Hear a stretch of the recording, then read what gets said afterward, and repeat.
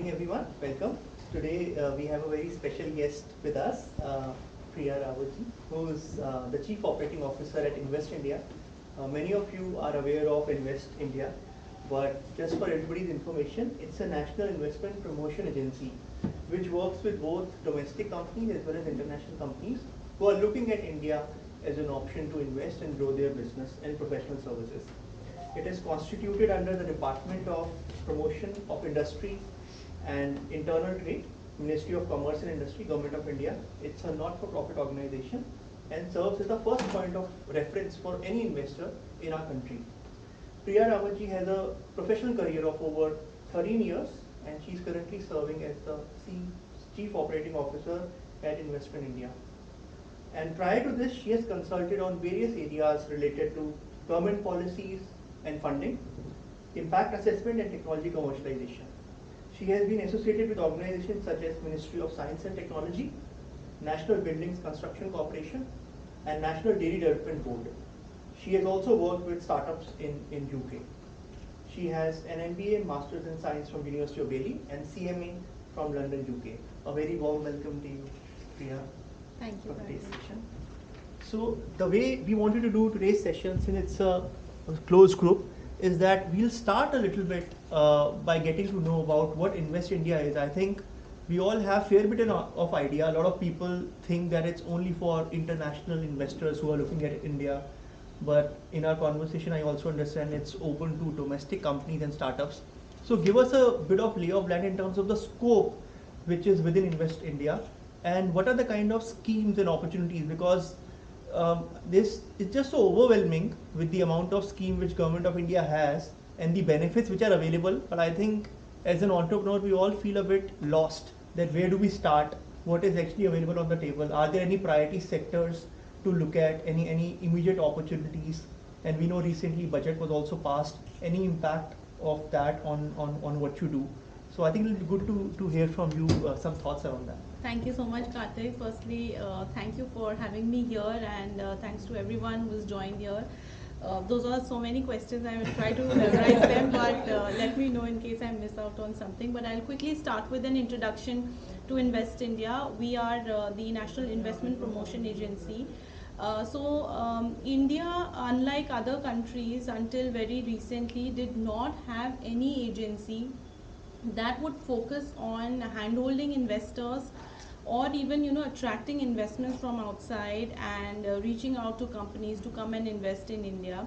So while Invest India was set up in 2009, but it was an organization which was primarily focused on answering and addressing queries that used to come to either the Ministry of Commerce or directly to Invest India, and not many knew about them. I'm not saying that everybody knows about Invest India right now, but at that time it was fairly a small organization, and the mandate also was very I would say restricted to responding to queries and being a very reactive organization. But after the new government came in around 2014, they realized the need of having this organization that can act as a single point for investors to provide all the comprehensive services that are needed in order to carry out business in India. And India being a country with 36 states and UTs, and each state being similar to like a country, having its own regulation, having its own incentives, support. And especially for foreign investors, it was very difficult to navigate through all of these policies and look at investing in India. So this agency was sort of brought up and restructured. There was participation from the industry side. We have the apex chambers like FICCI and NASSCOM as our shareholders. From the government side, each and every state government was brought on board. Each of the state governments has a 0.5% shareholding. So this is probably the most unique organization that the government has set up, where there is participation from not just government but also private sector. And on the government side, both center and all the state governments are on board. So this was how we were structured. The mandate initially was to help investors, but slowly they realized that investment is not just about pulling and bringing the investor and making him or her invest in India. It also had to do with other areas, including startups, including technology needs that the investors will have, including expediting the approvals that or the issues that they face, resolving their issues, including helping them easily navigate through the opportunities, be it in the sectors or also navigating and finding out simple things like what kind of land is available, where is it available, what is the rate, making everything easy for the investor. So different areas were identified, and the mandate of Invest India was expanded. So to begin with, in terms of investment, what we have today been able to achieve is one, we have digitalized the entire investor journey, which is right from the start when an investor is looking at an opportunity where to invest. What we've done is we have identified projects, investable projects across all ministries, across all state governments, whatever is available for execution for investment. We have put it up in a simple portal where you can scan through those opportunities. Like we used to have the tenders.gov.in, but those were generally procurement related projects. But here these are infra projects. These are across different sectors. So you can log on to that portal, easily access basis and filter basis the sector, basis the state or even district. You can access basis the size of investment. Sometimes investors come in with a certain appetite, so they would want to invest basis what the size of the project is. So that is what has been completely made online. One can sit at any place in the world and scan through those opportunity. The next step comes in, and when they need land, what we've done is we have mapped the entire land bank, the industrial land bank in India, and GIS tagged, and we have also put it up on the website. You can go and have a look at it. What kind of land is available? What is the connectivity? Whether it is connected to a highway, to a port? How far is it? What is the land rate? All of this is again made online. The next step comes in when you have to apply for approvals, get your licenses. So we recently launched the national single window. Many of you would be familiar with state single windows of the states, but that was the problem, that if somebody was to do business in say Maharashtra, they will go through the Maharashtra single window, and then when they have to move to Rajasthan, they will have to fill the forms again, upload the documents again, and there could be different requirements. So what they did was they brought all the state governments, all the central approvals together at one single platform. You would not now be required to upload the same document again and again. So if you have uploaded a document once, you can use those documents as a, you can use that portal as a repository of your documents, use it again and again for any of the approvals that is required. And that's the entire process of getting approvals has been also streamlined through that national single window.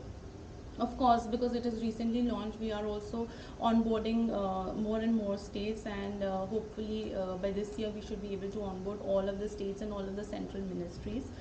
Then comes the very important part, which was once the projects are announced, once the projects are awarded, there are delays that we are noticing. There could be delays between center and the state. It could be a highway project which involves multiple agencies. So there used to be a body called Project Monitoring Group under the Prime Minister's office. So now that body was moved under Invest India to monitor such large infra projects. Earlier it was monitoring only PPP projects which were of more than 500 million, but now we have revised this limit, and we have included smaller projects for 200 crores, and also including some of the private projects to monitor the progress and ensure those they don't face hurdles, and if there are hurdles, these can be resolved. There is very monitoring at a very smallest level of looking at who's the officer involved, which department is causing delays. You're also identifying if there are repeated delays at a certain area, so we are also trying to resolve. So those are some of the things that we have done in order to smoothen the entire journey for any investor. In addition to that, what has happened is during the pandemic itself, we had launched two high-powered mechanisms, the Empowered Group of Secretaries and the Project Development Cell. So what these Project Development Cells, or PDCs as we call does is that in fact, PDCs are essentially specialized teams that have been set up in each of the central ministries. So close to 30 central ministries have set up dedicated teams that will be working on identifying projects that investors can look at. They work on identifying issues faced in the sector. They work identify on presenting these issues to the specialized team, which is the Empowered Group of Secretary. Empowered Group is essentially topmost senior bureaucrats, the cabinet secretary, the finance secretary, the industry secretary, CEO, Niti Aayog, and any of the secretaries that is relevant to that project. So all of these secretaries come together and they work on these issues. And in case there are multi-departmental issues involved, they help in resolving and coming to a in a quick manner they are able to resolve these issues. So this is something that was brought about to ensure investments can be attracted in a fast track manner in different sectors. Then additionally, I was also discussing with Kartik that technology and innovation is something that we have also started focusing on, attracting investments in R&D, bringing more and more R&D. In fact, R&D is something that we have seen in the past, which has grown multifold in India. If you look at the top 100 companies based on the R&D spend, 65 have a presence in India, and many of them, most of the companies like to keep their R&D close to their head offices. We are noticing that their next preferred destination after their head office has been India. Many have set up their largest R&D bases out of head office in India. So this is how we are seeing R&D move, and we are working very closely with the principal scientific advisor to the government of India. And we are supporting PSA's office with the 9 missions that fall under the PM's Science and Technology Innovation Advisory Council, PMSTI, which include, one is the technology commercialization plan, wherein we are taking the Indian technology to the industry, to areas which require technology solutions based on technology. We are working on the waste to wealth mission. We are working on AI and machine learning and so on. So those are some of the areas that we are focusing on. And other than that, like I had mentioned about the project that we are putting up online, what happened was when the National Infrastructure Pipeline was introduced, NIP was launched when we sort of announced that we would like to become the $5 trillion economy. At that time, we realized that if we aim to have that 5 trillion mark, achieve that 5 trillion mark, we will require investments worth of 1.4 trillion in infrastructure. So for that, an entire pipeline was created to see how that infrastructure objective will be achieved, and that 1.4 worth of infrastructure projects were called the National Infrastructure Pipeline. We put up those NIP projects on our portal, which we call the India Investment Grid. So all of those Ministry of Finance projects are also being supported and executed through Invest India, through the portal that we have helped create. So those are some of the initiatives that we are running for the different departments and different agencies, all of which have some or the other linkage and sort of will be contributing towards making India a better and making it easier to do business in India. So those are some of the initiatives. Right. And so I hope I was able to cover. Absolutely, you covered more than I asked. So most of the people in this room are entrepreneurs or CXOs in organizations. So let's say if I've got a specialization in a certain area and I run a company here, and do you sort of also do a bit of a matchmaking wherein local companies with expertise and talent come to you saying that we want to partner, or we seek investment, or we seek a larger JV partner to execute a project in a particular state? Do you also do this reverse requirement gathering and helping them? So we do to some extent for the startups.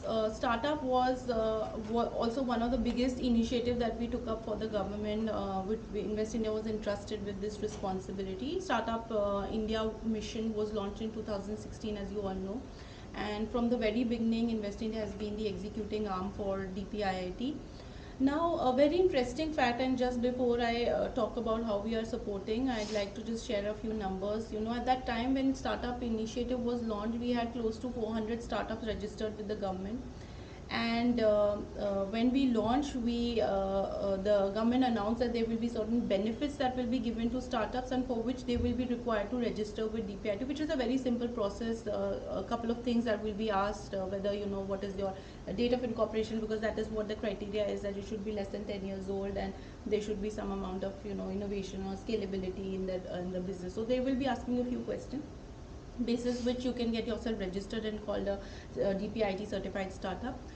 As on date, from 400 in 2016, we have 87,000, more than 87,000 startups that have registered with DPIT, and making this has made us the third largest startup ecosystem in the world. And this is only basis the numbers I'm saying, on the number of startups that have registered, that would have felt the need to get themselves certified by DPIT. Otherwise, there would be many more startups in India. So that is something that we call it as an achievement, where the startup ecosystem grew so fast. And also in terms of the number of unicorns, at that time were just 8, and we have more than 108, I think. I don't know what is the latest count, but that is what is the number of unicorns have grown. We have become the third largest ecosystem in terms of the number of unicorns as well. IPOs, I mean. Yes, yes, that is true. And in addition to there are financial incentive support that are being provided to startups, which is very clear, very simple. I would suggest you log on to the startupindia.gov.in to see the financial incentives that are offered. But the kind of the way in which the startup ecosystem was supported by the team was in creating the startup hub, which is essentially a meeting ground for startups, for investors, for mentors, for accelerators, for incubators. All of those are put on a portal which we call the startup hub. You can come and connect with them. You can share your areas of interest, that you seek funding, you seek mentorship, you seek acceleration support. You can sort of list down your requirements over there, and also connect with your matching partners. So that is one way. Of course, there are also specialized events that the team organizes on a regular basis, where such matchmaking is done. There could be matching sessions with VCs and startups, which the team is organizing. You can let it is good for you to, even if you do not want yourself to be registered, you can just log on and get yourself logged on to that portal with your interest, so that whenever we see a VC who's interested, sometimes they approach us, that they say they want to invest in a startup in a healthcare area. We are able to, from that database, able to extract that list of startups that are working in the healthcare sector, and connect them with the VCs. So this is how. And in case you need mentorship, we can organize such sessions. We do the startup yatras across India to connect with the startups, understand what their needs are, have these mentorship sessions with them. We have, in fact, we have 765 districts in India. And what is interesting is that more than 600 districts have a startup. So this is the kind of you can see how startups are spread across in India. The way the growth has happened, it is not just coming from Bangalore or the hubs of startups, or Delhi, Mumbai. The startup growth story is happening across India, including from tier 2, tier 3 cities, and even villages in India. So this we call as a true achievement of the initiative that was taken up by the government in the last few years. Right. And I have one question after that. Anyone can feel free to ask her the question as well. So since you got so much experience of international partners, industry partners, investors who collaborate with companies back home, what would be your sort of tips, or based on your experience, that what are they really looking for? What are their benchmarks? So if a local company needs to collaborate with international investors or partners, what are some of the red flags they look for? Like, I have heard that ESG is a big thing now. They look for, what are your ESG standards? Do you have governance in place? So what are some of those key areas which you see from the lens of those international collaborators who derive comfort in dealing with certain set of companies who comply to these hygiene standards? See, surely there are companies that have very strict rules when it comes to ESG, sustainability, usage of, say, many have their, green commitments. As a policy, they will have their restrictions. So they would have those requirements, and I would say they would prefer and be more okay and open to those companies. But I'm not saying that that will be a deal breaker. They understand that India is a developing country and the rules and regulations are different that as from what they would be in a developed country like a Europe or a US. So they do understand that, and those are not the biggest deciding factors. What they are looking at is more of a local connect, how well the company is I would say has good networks within the system, not just with the customers, buyers, suppliers, but also with the government.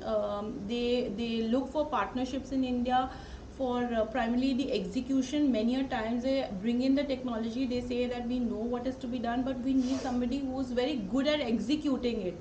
So they are looking for good execution partners. Of course, sometimes they also come for technology in certain areas where we are also very much competitive with other countries. So sometimes it is technology, but most of the time it is the efficiency that they are looking at in terms of executing the projects here in India. Got it. Anybody has any question? Yeah. Hello, ma'am. My name is Arun Pandit, and I'm the co-founder at Hyphen SCS. At Hyphen SCS, we're building India's biggest warehousing and fulfillment platform. As of now, we have onboarded around 30,000 plus warehouses, physically verified them, and got them on our portal. So I've got 3-4 questions if I have the permission to ask. Absolutely. So first is you talked about the land bank. This is for the area which is available, which is vacant. Yes, we do. We show how much of land is industrial, and out of that, how much has been taken and how much is available. And this is available in your. It is, the portal is India Industrial Land Bank, IILB. Okay. If you log on to Invest India, you will, I know I use a lot of terms and it sounded jargons, but if you log on to website, ours is very simple to use. You will be able to find all IIG, NIP and everything on the portal itself. Okay, and ma'am, basically we are also registered Startup India, but when we register, we see that there are a lot of benefits. But technically, apart from the logo that we put in somewhere, we are not able to derive, or we are not much aware about the true benefits, like tax saving is there. But I see most of the startups having the Startup India registering there, but are unable to leverage the true benefits of that tax saving thing. जो सब देखते हैं हम कि ये सब चीजें हैं, लेकिन हम भी अभी तक करना कैसे है? So what you can do is, you can, if you have registered, I'm sure you are familiar Yes. with the portal, you can put in a query that you would like to know the benefits that will be applicable to you. The team will be responding to you on what are the based on your business, based on the years of years that you've been into. They can give you a very customized list of the kind of incentives that will be applicable to you. What is more prominent amongst, other startups that I also know that there's, you register Startup India, then probably there are very few startups who get the tax benefit kind of thing. Probably there's another step, which is a miss to most of the people. Okay, all right. What you can do, like I said, that if you can reach out to the team, we also have a helpline. We have, the team is available through email. You send out an email, or you can just request for a meeting and meet with them in person and explain the kind of request that you have. What are your expectations, and if something will be applicable to you either. A lot of the states have also got their startup policy. In fact, most of them now have come up with their own policy. Maybe some of the state startup policies will be applicable to you. So you can also take those benefits. So maybe I would suggest that you reach out to the team and understand what all will be applicable. Are the benefits then for example, I'm registered in Delhi? Depends on the policy. Sometimes it is the state has a policy which gives certain benefits. So it will be obviously if there is a tax exemption, it will only be for the tax related to the state. State won't be able to give exemption for the central taxes. So similarly, the income taxes, the center. I can have both the benefits. Yes, so depends, because different states will have different policy. Whatever is applicable and under the state's purview will be applicable. And now, see, some of the investors with which we are discussing, so for example, we are into the warehousing segment, so they also want to help in the infrastructure bit, but they want some kind of ownership. And direct FDI, I think FDI is not allowed specifically for warehouse ownership. Then we have to go through an alternate route in which there's a SEBI, you can say instrument called Alternate Investment Fund (CAT2). Then through that you take the ownership for 5-7 years, then renew it. I mean, this is just a suggestion. Is there any way by virtue of which we can probably, instead of doing it indirectly and renewing it, it makes it difficult for the investors also, because they are also looking for some kind of ownership. They are willing to invest in infrastructure, and that too handsome sum. But the only blocker is the policy thing, that how can we have some ownership kind of right instead of just you can say some over 5-7 years you get some commission and you have to sell it off. It's done through another venture. So one way is to have partners, and the best way to find those partners is, like I mentioned, that we have put up all of the projects on that portal. What it tells is that at what it, unlike, like I said, that it may not be confused with tenders where we put up a project and once it is awarded, it gets it goes away from the system. The project keeps, we keep showing the different stages, like if the project is at a concept stage where a government decided, either at a center or state, it decided to set up this infrastructure project, a port for example, so they will put we will put up that project so that people can keep tracking. So they keep sending us requests that we are keen in on knowing about the stages. Once they show interest in that project, we keep giving them updates on what's happening. After the project is sort of finalized or and move from concept stage to where they announce it and invite for partners, we keep updating and sending it to the relevant stakeholders or people who have shown interest. And then thereafter you can also connect with the promoter of the project. There you can tell the promoter that you are keen on partnering in so and so way, this is your expertise, whoever wins the project you can offer so and so support and service to them.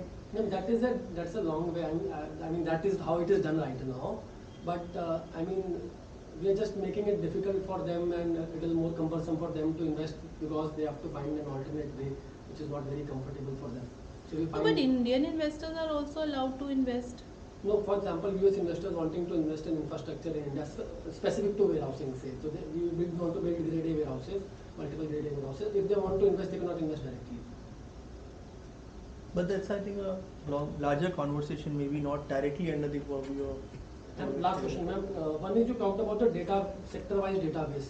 So in that particular database, we can share our startup and how to Invest India validate what we have written is right or wrong. Sorry, which database? You talked about this sector-wise database in which if VCs are interested, they can filter healthcare startups and then probably reach out to them. Yeah. So you're saying, how do you validate? Like he'll say, I am a unicorn in India and I have done this and upload on the website. No, do you so do a due diligence on them? So basically, obviously the VCs will get to know which all are verified startups. So if we have a separate list for verified startups and also for startups that are not verified but want to connect and stay connected and be there. So how do we get verified? So the verification is the certification process. Okay. So if a VC comes in, they can see that these are verified startups. So the verified ones are already there. So the VC also knows. Is it online? It's a certification process. It's a simple, clear cut. Like I said, there are certain steps for getting verification, and you can follow, submit your incorporation certificate. But is it that Startup India certificate? Yes. Okay, so that so anyways you get when you complete your profile on Startup India. Not about Startup India certificate. For example, I quoted say my revenue is 100 crore rupees. So, yeah. So for each of the value that you're quoting, Yes. in fact for the revenue also there is a cap on for getting a startup certification. Can't be more than a certain value. So you will have to submit your financials. But he's right. In my experience also, it's all user reported data. Like it's not that you have to upload your PNL or past. Yeah, absolutely. So we only act as facilitator and we provide a platform for the industry to connect, and we in no way will be taking any responsibility between a conversation that will happen between a startup and a VC. We act as a facilitator. We provide you a medium that here are VCs, here are startups. You connect. Offline Shark Tank. Yeah, but we can't as a government we can't also take ownership of the startup, whether they are doing well, what is their business model. We are not vetting that much. We are only relying on, say, an MC incorporation that you have provided. We say, okay, this is a valid startup. It's not just anybody setting up and saying that they are a startup. VC would anyways do their own. Yeah, they would have, obviously, yes. Want to invest. Yeah, so I was saying at the filtration level.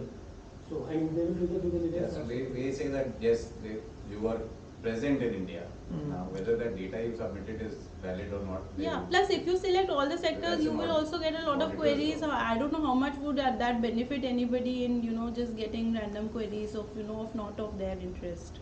So. Like